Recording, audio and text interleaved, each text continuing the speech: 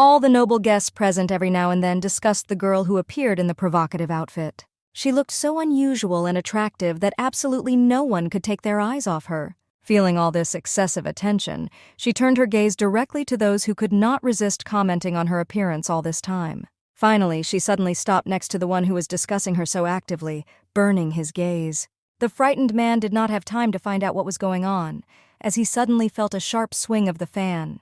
The girl clearly did not want to tolerate such an attitude, so without unnecessary embarrassment, she hit him on the back of the head, ruining his hair. In her eyes, one could read a clear lack of pity for the gentleman who had suffered from her intolerance and character. Everyone present gasped in shock, recoiling from the wig at their feet. Feeling the magnitude of his shame, he blushed, asking how she could have done this. As if nothing had happened, she stood up and said that her hand had accidentally slipped off. One noblewoman was so shocked by the announcement that she had dislocated her arm that she involuntarily sank to the floor.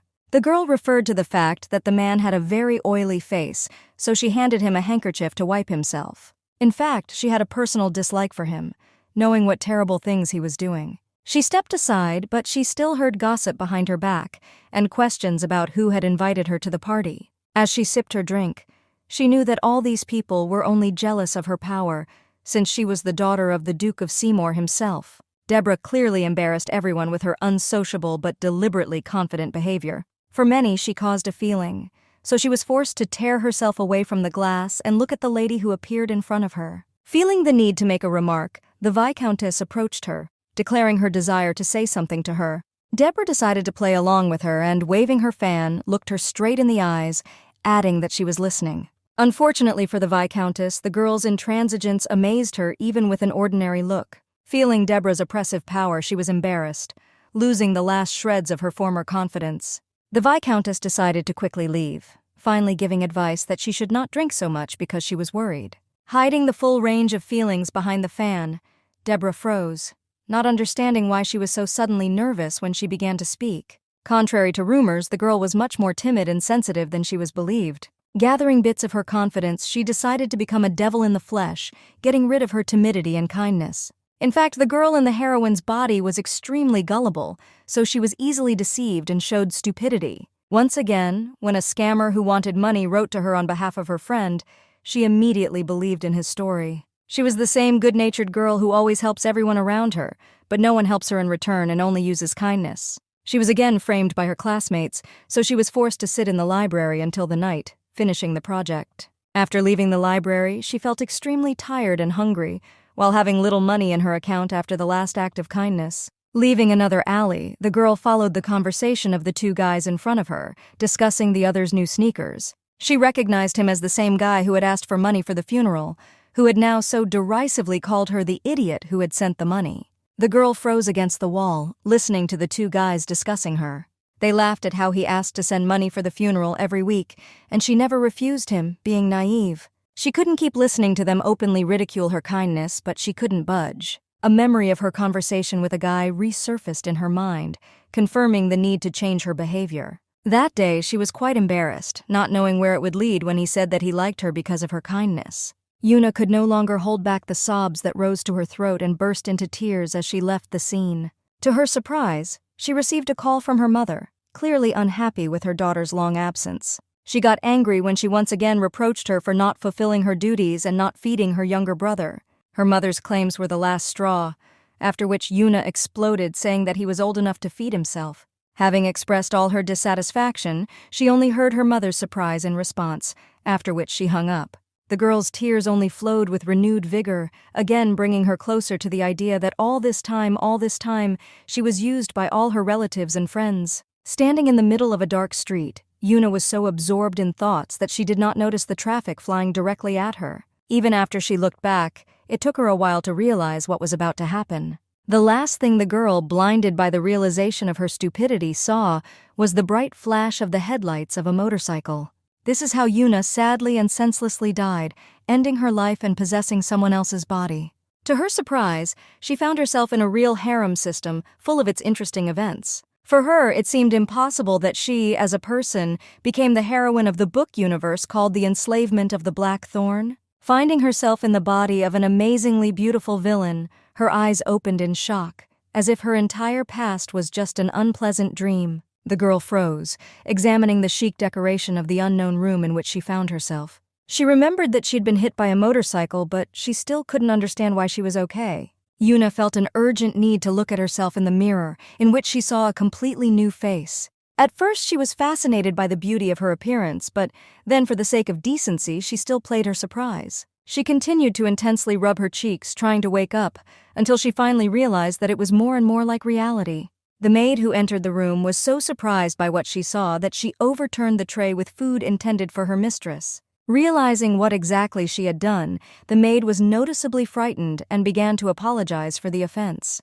She immediately fell to the floor, begging her forgiveness for the transgression she called watching Deborah's behavior. Yuna was surprised by the exaggerated behavior of the servant, but all her attention was attracted by the seemingly familiar name of Deborah. Finally, she remembered that this was the name of the villainess in her favorite book, which she had read not long ago. She remembered that many people did not like Deborah because she was a typical evil character, doing evil over and over again. The girl turned around in shock when a man who had flown into her room entered the noise. She recognized him as Deborah's father, clearly dissatisfied with what was happening, as another trick of his daughter. George Seymour was especially famous and influential for the reason that he was one of the 5 best magicians. Despite his fame, he is a very reserved and harsh person who causes fear. The only one who managed to gain his favor was his wife Marion, who died during childbirth, after which he became even more angry and cold. Finding himself in front of his daughter, he immediately looked at her as critically and contemptuously as possible, expressing disappointment.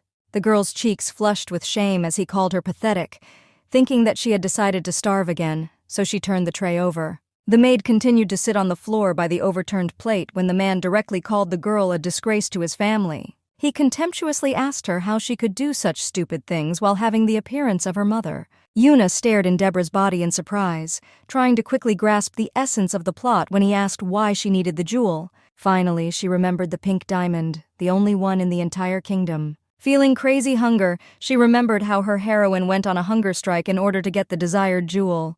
Burning his offspring with a look, he bluntly stated that he no longer intended to tolerate her antics. Turning towards the exit, he said that this was his last warning and from now on she was punished. As if bewitched, surprised, Deborah tried to understand how her father could be so handsome and at the same time cruel. Not having time to recover from the recent events, she was immediately taken aback by the apology of the servant, because of whom she was reprimanded by her father. The girl clearly understood that she did not want to play this bad role in the novel attributed to Deborah. Fortunately for the servants, she was still lenient and let her go, for which she thanked her and cleaned up all the mess. Finally, finding herself alone, Deborah collapsed to the floor, feeling titanic fatigue after what had happened.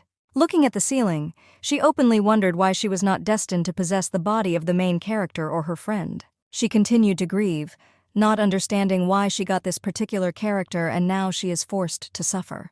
A couple of hours later, she was surrounded by maids circling above her, thinking that everything was not so bad.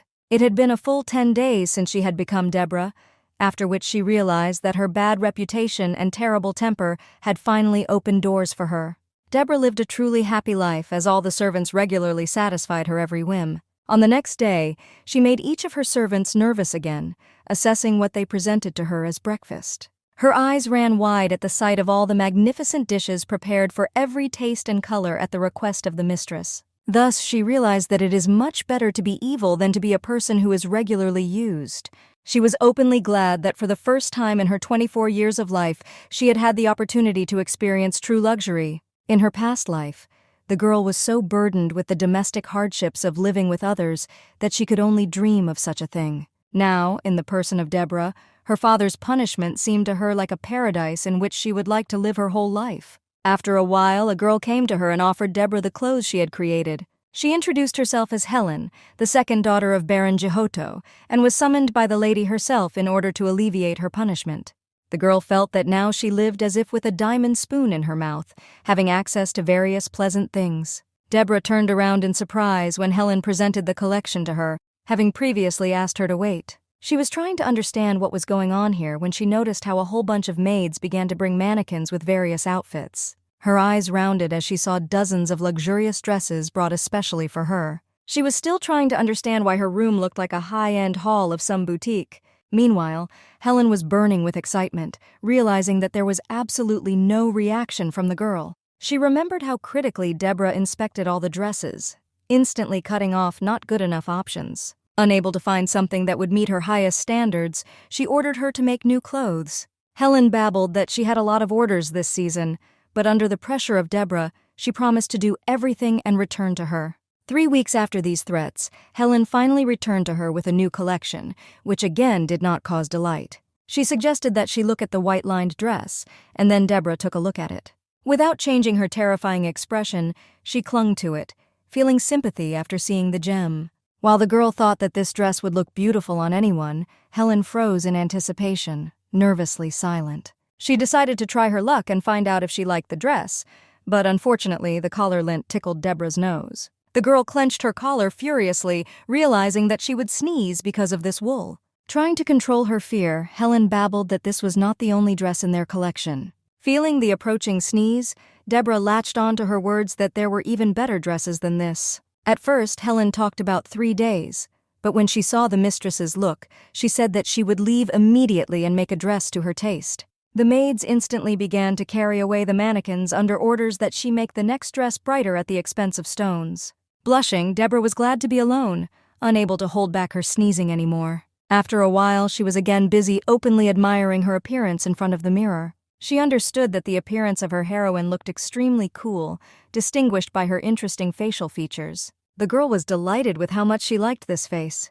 Before that, she always had an innocent image, because of which she was constantly stopped by advertisers trying to sell something. This was the reason why she was now happy that now people are afraid to be around her. Deborah was forced to tear herself away from her contemplation when she was interrupted by a knock on the door. She opened her eyes in surprise when she was informed that a tutor was waiting for her. A couple of minutes later, she was already walking through the huge corridors of the castle, wandering in search of a tutor. As if fascinated, she looked at all this luxury for a long time, imagining how much effort and money it had taken to do it. Realizing that she had never even heard of such luxury before, she was very jealous of living in such a place with tutors. Having activated the memory of her heroine, she mentally prepared herself for the fact that if she did not want to study, she could be dragged out of the window for this. Suddenly, she realized that she really liked the atmosphere of her current life. As she walked down the hallway, she realized that she didn't have to be as pathetic as she had been before. She froze when a tall guy suddenly appeared in front of her around the next corner. At first, she did not realize what exactly was blocking her path and was surprised as she tried to understand the problem. This guy turned out to be her younger brother Belek, who was similarly surprised by her appearance. The girl remembered that he was one of the twins who could then lead the Seymour family. Being twins, they will fiercely fight for the title of head of the family, so they have a difficult relationship. Looking at Deborah maniacally, he said that her stupid behavior had been heard of even in the tower. Walking around her like a ghost, he began to talk about her behaving normally in front of the very capable scientist Frederick. For the first couple of seconds, she didn't even know what to say, as her brother's statement completely confused her. After thinking about it, she remembered the entertaining fact that in the future he would kidnap and imprison the main character. Watching him leave, she knew that the previous Deborah would have already made a scandal, but her words did not catch her in any way. She knows that compared to the two twins Belek and Rosard, she is an ordinary slacker. The girl mentally thanked the departing Belek for being able to relax thanks to him. Finally, having opened the coveted door, she still found herself in the same office with the tutor. He noticed that she had come, to which she only gave the man a cold look. Looking at the awkward tutor, she couldn't help but wonder if this was the same Frederick her brother was talking about. The man presented her with a book replete with the long history of a prestigious family in Astia. She remembered that this was a famous and influential family whose power was second only to the imperial. He revealed that the Seymour family had been given the right to run the magic tower for their contribution to the emperor's power. Her eyes widened in surprise when he mentioned the first head of the family, Miraja, who had helped the emperor found the country. Eventually, she learned that he was an 8th-grade mage, so her family was forgiven for her talents. Given all the influence and ability of her family, she wondered why Deborah would die such a miserable death in the novel. After a while, the girl realized that it was time for her to start the next lesson. The girl was met by a maid who greeted her in a spacious hall. What caught her attention was how much her hands were shaking when she was next to Deborah. She had changed many magic teachers before, each time snapping at them because she did not succeed. Deborah was beside herself with anger, as she believed that she, as a descendant of the Seymour family, should have abilities by default. Yuna, in Deborah's body, mentally apologized for all the scandals they had endured. She still could not understand why her heroine could not wield magic because, as a rule, it is available to everyone in novels. The girl involuntarily thought that a weakening effect was imposed on her, but immediately stopped herself at this thought. Even though she was unsuccessful in magic, she was still sure that no one could interfere with such a beautiful and rich woman. Meanwhile, the teacher who came in felt more and more afraid because of the strange behavior and offered to start the lesson. Deborah froze silently, being a villain, intimidating everyone around her because of her inferiority complex.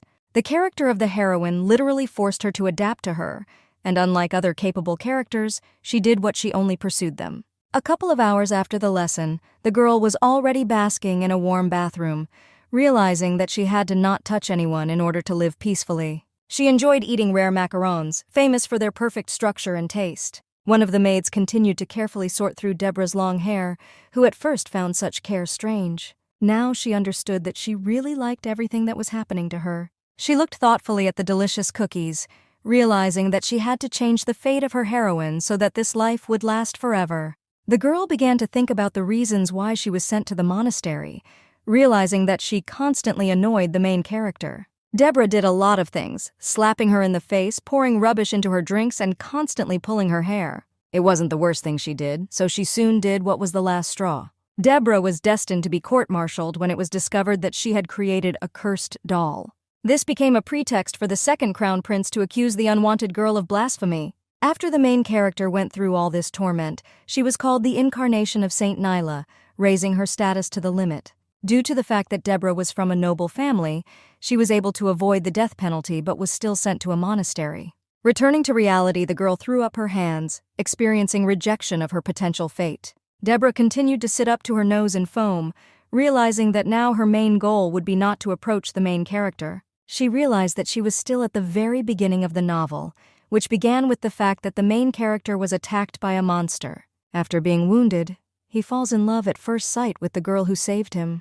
He tried to find out what he could do to thank her for saving her, but she only refused to praise. Philip's cheeks flushed as she said she only hoped he would get well as quickly as possible. After that, he thought for a long time, suddenly remembering that her birthday was coming soon, on which he should congratulate her. He was informed that the most luxurious diamond, glowing pink like the girl's hair, was put up for auction. After hearing that his color would match Saint Mia's hair perfectly, he knew he had to get it at all costs. The pink diamond was the cause of all the misfortunes because Deborah, who did not have enough money, dreamed of getting it. Unsuspecting Mia was happy to receive such a gift from Philip, which she constantly wore around her neck. Her happiness lasted until one moment in the academy she ran into an enraged Deborah. She stretched her hands to the jewelry, not in the least ashamed of the scene that she was now creating in front of others. She was also forced to compete by the fact that she had been in love with Philip since childhood, whom Mia got. Calmly staring at the ceiling, she made a list of what she definitely shouldn't do, realizing that it was more difficult for her to live in her previous life.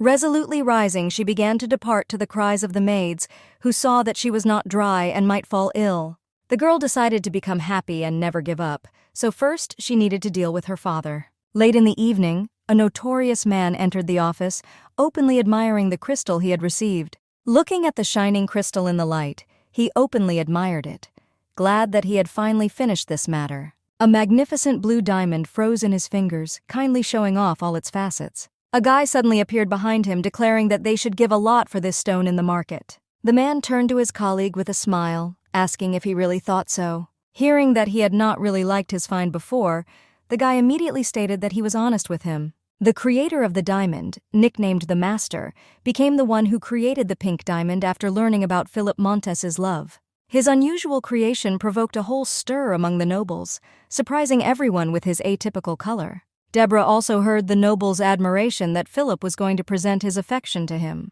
Trying to hide her annoyance behind a fan, she asked them again if they were talking about a pink diamond. The guy rejoiced at the success nurtured by the competition of noble families for this amazing jewel. All this turned out to be a plan for the enrichment of the Master, who was now quite asking what the deputy head of the guild thought about it. He remembered that the Duke had not been very fond of Deborah Seymour for a long time. This influenced the fact that he punished her when she wanted to get this diamond in every possible way. He stroked the approaching animal, hearing from his comrade that he absolutely agreed with him. Smiling, he looked at the pet and mentally summed up that Deborah would not get it. Meanwhile, the Duke was completely immersed in his papers, trying to cope with work matters. He was distracted, finding it suspicious that Deborah was acting so quietly when she had always been extravagant before. George froze, wondering if she was up to something new. The man remembered that she was even ready to starve, and the more he thought about it, the more he disliked it. Exhaling tiredly, he stopped at the fact that he was not going to dance to her tune anyway. No sooner had he relaxed than his servant ran to him, white with fear. The Duke was surprised, as the guy didn't even knock at the entrance to his office. The man turned white as chalk as he hurriedly informed him that Deborah was digging up the Duchess's rose garden with a shovel. He was so outraged by her act that he immediately jumped up from his seat, asking again about what she had done. George walked in the direction of the rose garden, intending to have a serious talk with the intruder. He was so angry that he knew he couldn't stand her antics anymore. After a couple of long minutes of finding the rose garden, the first thing he noticed was the dressed-up Deborah. The man called out to her furiously, intending to express all his dissatisfaction with her action. Deborah waited a few seconds before turning around, illuminating him with the beauty of her mother, whom she looked very much like. George Seymour was shocked to realize how identical she looked at that moment. Fragments of memories of how his wife met him, holding their daughter Deborah in her arms, immediately surfaced in his head. He tried to pull himself together, so he looked at her critically and asked what she was doing here. Sorting through the delicate rose petals, she replied with a peaceful smile on her face that she had been walking. Adding that she looked after the roses, she brought him back to his old warm memories, when his wife stood in front of him in the same way. The man froze, pondering the true motive for such an imitation of his mother. Gritting his teeth, he asked what kind of walk he was talking about, thinking that she was deliberately behaving in such a way as to anger him. He immediately accused her of thinking about her stone, after which she asked what was the difference between a diamond and these flowers. Taking the flower in her hands, she said that she did not see the difference between a non-perishable diamond and roses that never fade. As she dropped it, she remembered an important detail, that they never fade thanks to magic. Deborah's father was shocked by her behavior and repeatedly asked if there really was no difference between a flower and a stone for her. The girl indifferently replied that these were not the flowers that her mother had grown. Continuing her thought, she said that flowers fade in winter and bloom in the evening, because this is the quality for which they are loved. He accused her of sophistry, after which she rejected his words, intending to prove the contrary by means of a letter. Handing it to him, she added that it was the same letter written by her mother. The Duke's hands trembled as he saw what he had long dreamed of receiving and reading. Touching the paper with his fingers, he felt its structure, as his wife Marian had always liked to use it. He froze in place, feeling that he was struck on the spot from the very first lines addressed to him. After reading the phrase about the flowers that fade in winter, which everyone loves for blooming in summer, he only quietly asked where she found it. Deborah smiled, pointing to the hole she had dug in which she had found the letters. After a while, the girl returned to her room, digesting the latest events. She looked at her trembling hand and remembered again how much she had been afraid. The girl was quietly glad that she had found the letter, because otherwise her father would have destroyed her for such liberty. Deborah remembered the look on his face at that moment, realizing that it was very dangerous. Fortunately, she remembered this moment from the book, in which the main character Mia was the first to find these letters. At that moment, she was kidnapped by the Seymour twins, after which Rosard took her to the rosary. He tried to convince her to be with him, assuring her that he would give her all the decorations, as well as this beautiful garden. Angry, he threw her on the grass, asking if she was deliberately provoking him. The green flag for the girl was when she accidentally saw a small chest hidden in the grass next to her. That night, Mia dug up a chest, which contained a whole pile of letters from the Duchess addressed to her family. She then went to the Duke and exchanged the chest for her freedom, escaping from the inadequate twins. Deborah wondered if her action would affect the plot, because in the book, this chest played a very important role. She mentally apologized to Mia for this, promising to save her from the twins in the future. The girl also remembered something strange, since the book described that she dug up the letters. Upon stumbling upon her mother's personal diary, Deborah did not understand why the main character did not use it. Wandering through the long corridors, she still couldn't find an answer to this question. Noticing the slowly walking girl, a man who appeared in the corridor called out to her. It turned out to be Deborah's assistant, worried about whether everything was all right with her. Slowly turning around, she looked at him, saying that everything was fine, but she needed to ask him something. After the day came the evening, which the Duke still spent in the arms of the words once written by his wife. He slowly read her melancholic reasoning about how, looking at the winter garden with bare plants, she realized that flowers are more beautiful. The man recalled how he immediately cast a magic spell on the rose garden, wishing that these flowers would never wither. Once in the garden, he realized that he would have found her letters long ago after the flowers had withered, if the garden had not been bewitched. He smoked his pipe thoughtfully, looking out the window, still trying to get rid of the idea that he should have read them earlier. As he gave permission to enter, he saw Deborah suddenly enter the room rolling a tray. Still reeling from her latest escapade, he showed his reaction to her presence with a single look. Feeling his burning gaze, she replied that she decided to visit him, since he had not rested at all lately. The suspicious sight of a serious man standing by the window made her think how good he looked now. With a wry grin, he asked her why she had been so worried about him. The girl looked at him as if hypnotized, still reeling from the thought that he was so cool. Noticing that Deborah was silent, George shook off the ashes, asking why she was looking like that. Her eyes widened in surprise after he ordered her to sit down, as she felt like he was going to chase her away. A couple of minutes after he ordered her to stay, the table was already set and bursting with desserts. Noticing that the girl still achieved a drop of favor, the worried assistant decided to leave them. Deborah similarly knew that she had better leave this place, as the Duke was extremely tired at that time. Trying to dilute the situation, she handed him the prepared dish, offering him food. He stared thoughtfully at the dessert when she said it was the most popular lemon cake in their area. Deborah remembered that her father did not like sweets, but her mother's diary stated that he always ate only cake during a date. Placing the cup on the saucer, he coldly replied that he usually did not prefer to have a snack at such a late hour. Piercing one piece of cake on his fork, he calmly said that she would definitely like this sight. Finally, he succumbed to his daughter's request and tasted the lemon cake prepared for him. The girl felt the strongest excitement, watching his impenetrable face in anticipation of a review. Without commenting on what he had eaten, George put down his fork, asking her the real reason for her coming. His gaze was filled with seriousness as he asked directly if she wanted anything in return for the letter. Deborah looked at her father in confusion when he said that although her find was priceless, he would not follow her lead. Piercing her with a cold word, he stated that if she came for the pink diamond, then she should leave.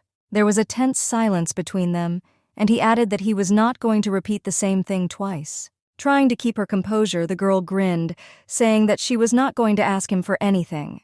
Then she put an envelope on the table, stating that she wanted to give him something. Taking the purple envelope, he asked if there was more than one letter. Realizing that she didn't want to name the exact amount, his face twisted with anger as he thought she was going to lure out the diamond. Sensing how hot-tempered George was, she said that was not what she meant, and was going to give them to him gradually. He looked at the letter with annoyance when she said that it would be a great pity if he read it all at once. The girl felt in her skin that it was time for her to leave, so she hurriedly got up and said that she would go to her room. To her surprise, he said that he was tired of this work and had to take a walk. Rapidly leaving the office, the man forced her to follow him, at the same time asking why she was standing and not walking. He said that the tea brought to her was very strong, so next time she should bring cocoa or weekly brewed tea. As she closed the door behind her, Deborah was immediately hooked by his phrase, indicating that he wanted to see her. The girl looked dumbfounded at his back. When he seemed to have nothing, he suggested that they see her more often. After some time, they found themselves together again, connected by letters from the deceased Marion. George was smiling as he read the new letter that had been addressed to him. Deborah silently watched his reaction, eating the delicious dish along the way. Even though all these letters were not supposed to be delivered that way, she clearly felt like a postman. Deborah continued to watch him, realizing that she had already given 2 letters and that there must be at least some progress in their relationship. She was forced to interrupt her mental activity when George suddenly called out to her. He immediately noticed that she came to him when he was very tired, so he decided to unravel the reason for this behavior. Smiling discreetly, Deborah felt an inner glee at the opportunity to use her prepared answer. She said that she was born thanks to the 2 of them, and therefore decided that these letters could become a link between him and his mother. After waiting to answer, the man thoughtfully ran his finger over the lines, asking if she had time for the weekend. Surprised, Deborah replied that there was, after which he suggested that she go out and eat together. The girl agreed, after which he concluded that for some reason she did not look happy. Deborah forced a forced smile, realizing that he understood everything immediately. She understood that all the benefits of this house were the only thing that made her happy. The girl tried to smile as sincerely as possible, assuring him that she was very glad. George asked her in surprise what she wanted when she said that they didn't have to go out to hang out. Her father asked him to report if she was worried about something, after which she tried to calm him down, saying that this was not what she meant. Deborah's face flashed with a mixture of joy and relief when she heard that the Duke was expected in the study. She immediately jumped up from her seat, preparing to free up her father's time for the upcoming interlocutors. The man was taken aback by how quickly she left the room, leaving him alone. Deborah finally broke out of the room, feeling an inner pleasure in the freedom she felt. She was absolutely exhausted after a one-on-one conversation with such a cold man. Somehow moving her legs, the girl trudged to her room, wanting to rest as soon as possible. To her regret, she unexpectedly met her brother, who reproached her for not even knowing how to walk straight. He stopped and looked at his sister haughtily, calling her haughty and vulgar in her manifestation. The girl looked at him in surprise, not understanding where he managed to come from. The young man walked past, deliberately pushing the girl with his shoulder, saying for the last time that she should behave accordingly. Unaware that Deborah had been released from punishment, he decided to press her misdemeanor, saying that she could end up under arrest again. He left so quickly that the girl only had time to look at him in bewilderment, asking a silent question. A couple of days later, she did meet her father on the weekend, choosing a classic place to do so. Deborah was amazed by the great taste of the dishes that George ordered for her. Her attention was still attracted by how deserted the hall looked, which did not go unnoticed by the man. He looked at the girl questioningly when she said that this business was not doing well. Completely unaware of him, she clapped her eyes when he said it wasn't a funny joke. Finally, it dawned on her that this restaurant was completely reserved for a man and his daughter. Looking at the liquor in the glass, George asked bluntly if she had taken the letter that day. He honestly shared that he began to feel anticipation and joy every day after she started bringing letters. With a smile, the girl confirmed his guess that this was what she wanted to achieve. The man looked at her in surprise as she asked for some time to give him the letter in a different way today. At her request, George put down his fork, making her convinced that his children were now his top priority. He works hard every day, and his sons are not attentive enough to notice how tired he is. Deborah saw her father overcome by a boring and heavy routine. Holding the letter in her hands, the girl smiled sincerely, asking him to close his eyes. He clearly did not understand what this was for, but she promptly warned him that she would read the letter on her own that day. Grinning wryly, the cold man asked if she was going to convey all these emotions. The girl was extremely surprised to see her father smiling for the first time. He still obeyed her demand when she again asked him to close his eyes to concentrate. George thought hard, realizing that he had heard her lines before. Listening carefully, he tried to guess from which work this passage was from. When she finished, Deborah asked him how he was, and he replied that Marion would definitely like the verse. The man shared that he likes to read these letters, but listening to them in voice from her is even better. He remembered her appearance, reading the lines that she was now reading her favorite poem by Lanz Schubert. The woman sincerely shared her feelings, saying that if you close your eyes and read it, you can smell the aroma of white flowers. After the last sentence that she always remembered him at that moment, he realized that the letter did not contain this verse. Guessing what was going on, he looked at the girl questioningly, putting together a puzzle in his head. He realized that Deborah had deliberately found the poet's letter to read to him. After that, the girl's father could not say a word, answering her question with one glance about whether he liked it. He fully understood her idea because if he had just read the letter without a poem, there would not have been such a strong effect. Meanwhile, Deborah's brother was visibly outraged that she saw her father so often, and he even canceled her punishment. He looked at his servant in exasperation, as he said that even the Duke's servants couldn't pinpoint the reason. The young man thoughtfully looked away, calling it extremely strange. He clearly expected her punishment to be harsher after entering the rose garden, but instead she gets along with her father now. The young man coldly stated that if he were in his place, he would immediately eliminate the person who tarnished Seymour's reputation. Speaking about the idea of marrying Deborah, he remembered that his twin brother had already found a candidate for her. In order to get rid of the girl, he was even ready to cooperate with his brother, wanting to marry her to Louis Gazelle. After a while, he met his sister again, catching her off guard in the middle of the corridor. Not wanting to waste any more time on him, she asked him directly what was the matter. She stared at him indignantly when he asked if something was going to happen. Deborah insisted that he leave, but he suddenly remembered that he had some advice for his little sister. She looked at the guy wearily as he again expressed confidence that she had made all this fuss about the guy. The girl clearly did not understand what he wanted from her when he spoke, that he was very worried about her. Finally, he took her by the chin and said that he could introduce her to one person, because she had neither intelligence nor talent, but she had an appearance. Deborah furiously withdrew his hand, slamming it away, asking what exactly he was talking about. Looking anxiously at his hand, he said that she should learn etiquette and not embarrass their family. With a sly grin, he mentioned Louis Gazelle, saying that they would soon have a chance to meet. The girl fell into a sediment when she remembered that this was the same pervert who molested the main character. Their eyes crossed when she told him to stop interfering in her life and give him money if he was so worried. Not wanting to give up, he mentioned her feelings for Philip, saying that such a savage did not reach his level. He arrogantly began to enumerate the noble families to which she was barred, but she interrupted him, saying that she did not want to marry. Obviously not expecting such a turn, he looked at his sister in surprise. Deborah confidently stated that she wanted to be unmarried, which automatically struck him on the spot. The girl's brother could not fully believe what she said, so he continued to ask about it over and over again. He asked her if she really wanted to stop being a noblewoman and go to a convent, hinting that she herself did not know what she was talking about. Rubbing the back of his head tiredly, he advised never to say such words to anyone again, so as not to destroy their family. Finally, he decided to leave the girl alone, finally stating that Louis would be a good match for her. Deborah clearly began to boil with anger when the guy said that he was going to return to this conversation.